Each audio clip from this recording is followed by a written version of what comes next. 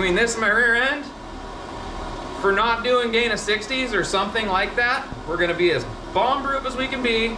No, you don't use bomb-proof when you're not using Dana 60s. We're gonna be as bulletproof, we're gonna be as BB gun proof, maybe pellet gun proof. We're gonna be as pellet gun proof as possible with using a Dana 30 and an 8.8. Yes, pellet gun proof. That's what we're gonna use when you don't use 1-ton axles. So, I see a lot of Jeeps going down the road anymore that have, well, a lot of the same crap that my Jeep came with. The body armor, you know, the tube fenders, the rock sliders, the other tube fenders, the winch bumper, and the spare tire carrier rear. Well, sure, those are all really good modifications, but I'm gonna tell you really the two things that are an absolute necessity to get out in the woods and get around pretty well. Number one, it's pointless to have a winch bumper if you're not gonna put a winch on it. So, I'm gonna say that's the number one modification that anybody could ever do on their Jeep, or any 4x4 for that matter. Gotta have a winch. And then, the other number two necessity is, well, we'll get it out of the box. So, for the sake of the cheap model that I was just talking about, I have a Yukon Spartan locker. That's about as cheap of a locker as you can get, other than welding your differential. But for a front axle, welding a front differential is no good. It gets where your tires are locked together, you get into the slippery mud scenario, and you're turning your wheel, and well, guess what? Your tires will both just turn, and the front end will just push. It does work, but it's hard on parts, and handling is not good. So I have chosen, I got on Amazon, I'll install a screenshot of this ad here. I think it was 100, maybe it was eBay. I got on eBay and it was like $110, $120 for this locker that I'm gonna be putting in. And then this here, this is a Dana 30. Dana 30s are not known for being the strongest thing ever. But what I'm gonna add is, when did your ring and pinion in your Dana 30 break? The biggest waste and upgrade I ever really see, maybe not ever see, but one of the bigger wastes and upgrades and money that I see people do is putting a Dana 44 in the front of their Jeep that already has a Dana 30. The part that breaks is the axle shafts and the axle U-joints. Right there. So, once you lock up your front end, you buy some chromoly axle shafts, some good U-joints, and voila, you've got essentially a Dana 44. Because again, when do you ever break a Dana 30 ring and pinion? You don't, you break axles.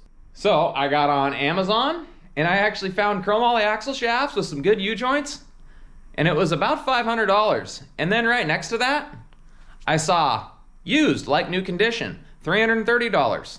So, well, update. Amazon used means some asshole took the parts that they needed and shipped part of the stuff back. I got inner axles, no stub axles or outer axles. Yeah, got two longs, no stub axles. There's everything in the box. Got a long axle, got a stub axle, I got U-joints. Turns out I got Spicer Select U-joints, so I'm guessing that's slightly better than stock. But a few moments later. Well, I'm annoyed. Was talking big on Amazon. Screwed again. So I got done unpackaging, got all my parts out, and all I have is inner axles. Somebody bought this deal, kept the stub axles, probably broke one, needed stub axles, returned it without stub axles. That's why this thing was used like new. Whatever. It's life. I always try to make things cheaper and easier, and it always ends up being more expensive and more difficult. It's life. Anyways, got my old inner shafts down there. Got my stub axles pulled off. Boom. Boom. Got the new chromoly's over here. Let's put it together because the snow's here. And I want to snow wheel. And I have a front locker in this Jeep now. So, you know, I'm gonna be running stock outer shafts, but at least we're 50% better.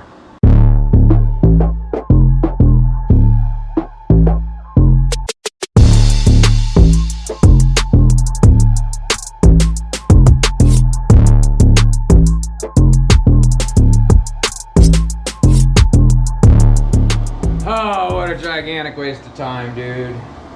Ugh. The stock axle shafts. Take a smaller U-joint. These chromoly axles definitely use a bigger U-joint. This U-joint cap that came with the chromoly axles, much larger than what we were using. So I'm gonna return the whole damn thing. That, or I found stub axles. I might just buy stub axles.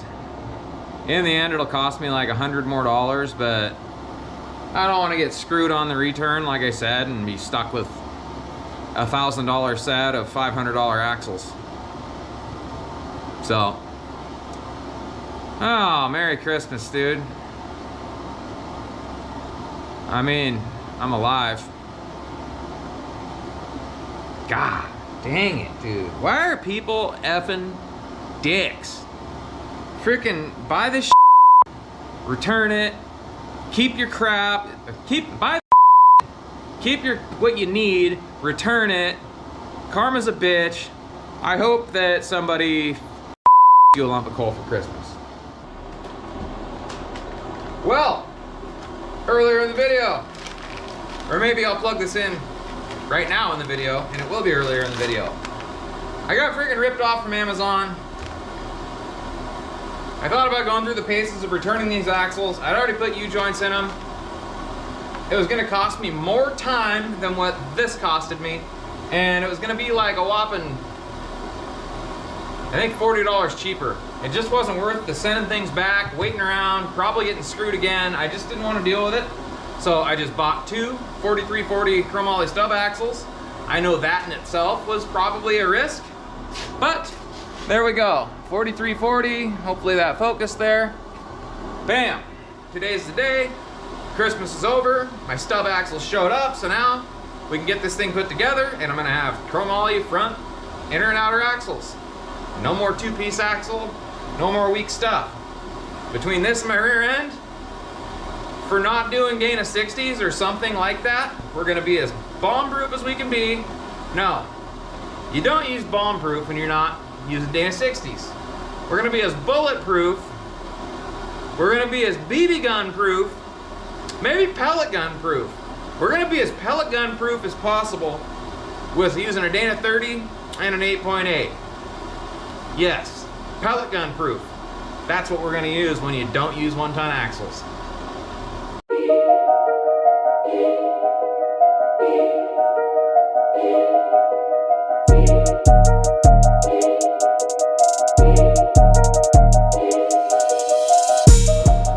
All right, well, I'm gonna tear this thing down one side at a time. This should be a pretty quick deal. So, yeah, pull the cotter pin, pull the axle nut, pull the caliper loose, the three 13mm 12-point bolts. Bam, things apart. Pull the unit bearing out. I do have those outer tube axle seals that I think I'm gonna run because they look fancy, and why not?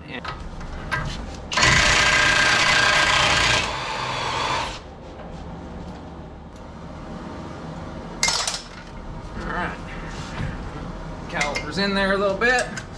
Use my wrench for a pry bar. You always want to use the right tool for the job. And a wrench is a pry bar.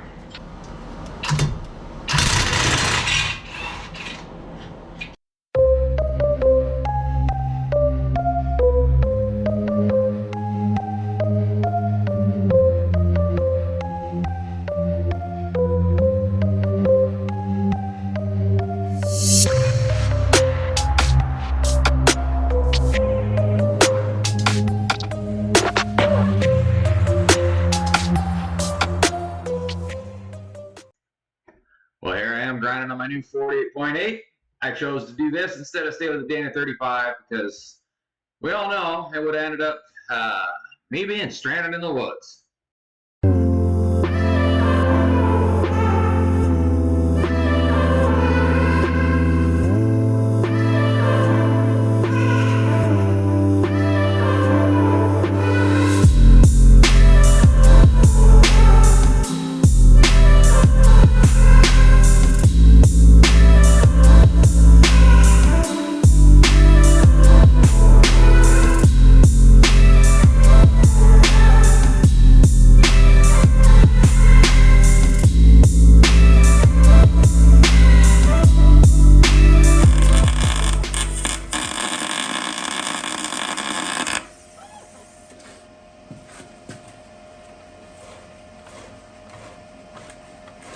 I try to roll this thing back and forth, weld a little, roll it, weld a little, try to keep the heat split up between both sides so I don't screw this thing up.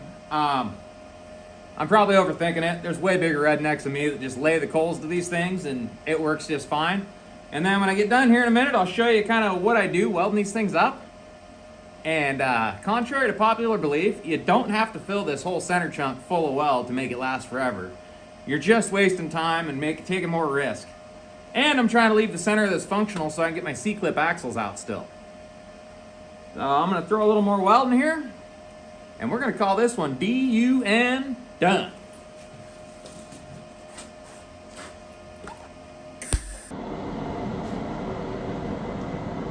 Well, as you can see, got this thing up on jack stands, got the tires off. It's time to get this rear end out of here. My axle shafts are at the post office today, so we're gonna get the axle shafts in. And this budget build is going to be done today. Or, you know, what do they call this? The stage 1 budget build is gonna be done today. So anyways, enough talking about it. Let's get to work.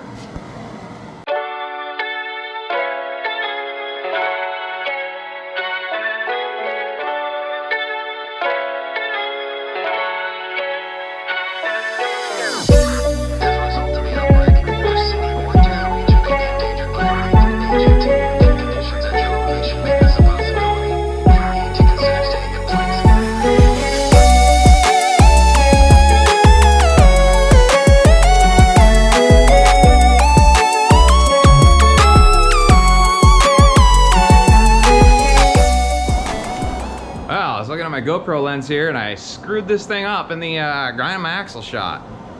It's like destroyed. Can't wait till I look at this thing on the computer and see if I actually ruined it, but well, I've been meaning to replace these Hero 9s, so I guess a good enough reason to. Anyways, so like I pointed out, my brake lines were rotten on my 8.8, and these brake lines, I think mostly I can make these things work out. It's gonna be a little long. Nope. I could cut these and reflare them, or I don't know. But, all right, so went to Napa. He had a brake line, far from the ideal brake line, but living out in the country like I do, it's not worth a 30-mile each way drive to go maybe find something better. So we're gonna make lemonade out of these lemons. So I'm gonna take this brake line, I'm gonna loop it around somehow. Cool thing is the stock Jeep brake line's right here, and it goes right on the diff breather. And that diff breather just so happens to be located exactly on the Explorer rear end as it was on the Jeep rear end. So do the old swap-a-roo. And then I got a couple of new solid brake lines. Got out the brake line flaring tool. We're gonna get to brake lining, and then we're gonna have brakes. And then we're gonna put this rear end in. And then we're gonna go 4x4 in this Jeep. So, bear with me, folks. We're gonna do some brake lining. Trying to think of something slick to say. Slick things aren't on my tongue today. So, brake lines. All right, throw this hot rod on here. Right back where the stocky went. Pretty neat. I feel like that's wrong. Hold up. Judging by the brake line that's still in the Jeep, that's the right way. So, bada boom, bada bang, Bob's your uncle. So there's that, bam. I'll loop that guy around, that's really unfortunate, but I'm gonna make like a super duper short brake line here. And that's that.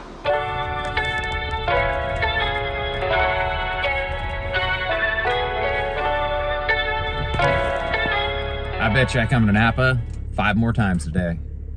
Brake line, brake hose, lug nuts. What else? I don't know. Then the mystery few stops. And you know, you'd think I'd just like make notes and just get it all done at once. But you know, Napa's like 1 block from my house. So, you know, I just come here 12 times a day when I'm working on stuff. It's freaking ridiculous.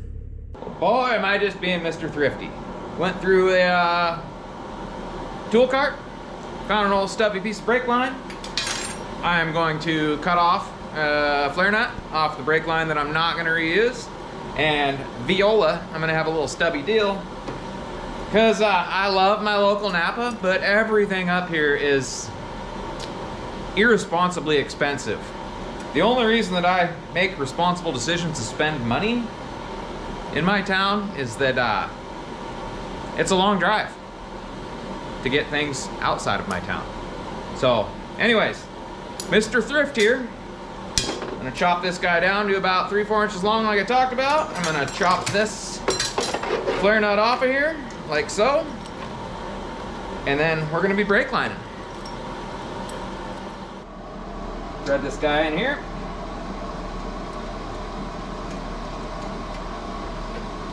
That should be good.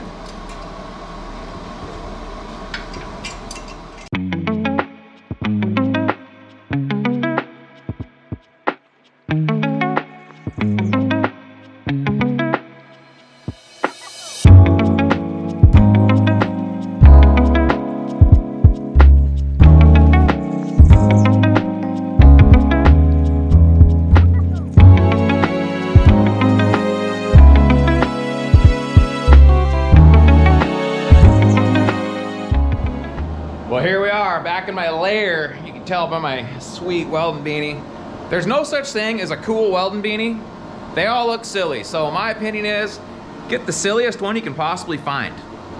So my weld supply guy, I just say, bring me a weld beanie. And he goes, gayer the better, right? And I said, absolutely. So anyways, I bet this one will be a hotly debated topic. With a CV rear driveline, only, they say, you point your rear yoke directly at the transfer case. And if you have a standard U-joint, they say you're supposed to match your angle of your pinion and your transfer case output.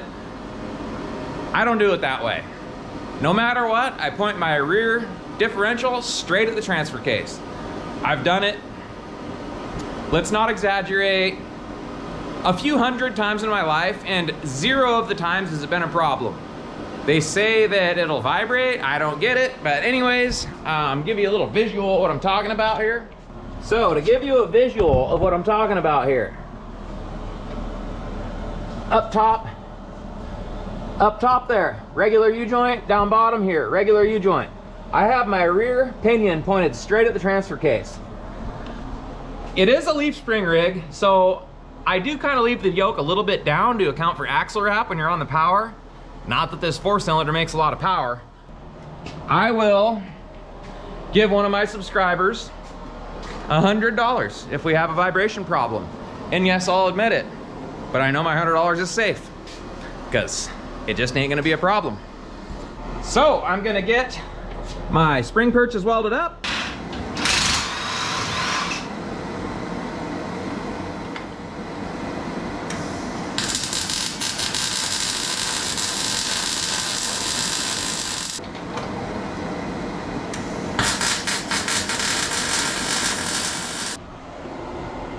Now, half down, 3 halves to go, or 1.5 to go. I'm gonna get my shocks bolted into these U-bolt plate brackets like I hoped to. Got to put oil in the rear diff. Friggin' gear oil wouldn't come out of the bottle. So, we got her set up. Got the gear oil on defrost. It's cold in here, man. And I have to hook up my brake line. Have the wife come help me bleed the brakes. And then it is December 30th, 31st, whatever New Year's Eve is. And the hope is to go find snow. Gonna go snow roading tonight. I had a friend bring up a point. When you go snow wheeling, generally, you're on the roads. Is it really a wheeling when you're on a road, even if there's 3 feet of snow on it? No, no. We're going snow roading. And it's gonna actually, I'm gonna have to go find some snow because it hasn't snowed anywhere up here, no precipitation. I don't know, since Christmas. So we're gonna have to go find some not well-known paths and probably find some crunchy snow. But it's New Year's Eve and that's the tradition. Or at least it used to be. We're starting new traditions now. So bear with me. Gonna get some welding done and some brake bleeding done and some oiling done and then we're gonna get some wheeling done. All right, that's that. The only bummer about having a tiny garage and welding is frickin' smoky in here already. You really see it with the light. I'm gonna have to open the door, let all my heat out that I spent the last 2 hours getting in here, but probably gonna wait till I paint. And then, yeah, we're getting real close. We're going wheeling tonight. All right, folks, here it is. The most capable, most budget 4x4 that money can buy, I believe. So, to recap, 95 Wrangler YJ or something, maybe 93, I don't know. I did get quite the deal. The thing came with fresh bumpers, fenders, and a lift kit, whatever. But the bottom line is, I have a $120 locker in the front axle. I have a $400 rear end out of an Explorer 8.8. It was a 410 gear match rear end that I welded, so $0. And then in the front end, I have $400 chromoly axle shafts and U-joints. And that's it. Well, we're trying to get up here in the snow sledding, but it is just pure freaking slush. And if you know anything about wheeling in the snow, you know that wheeling in the slush sucks.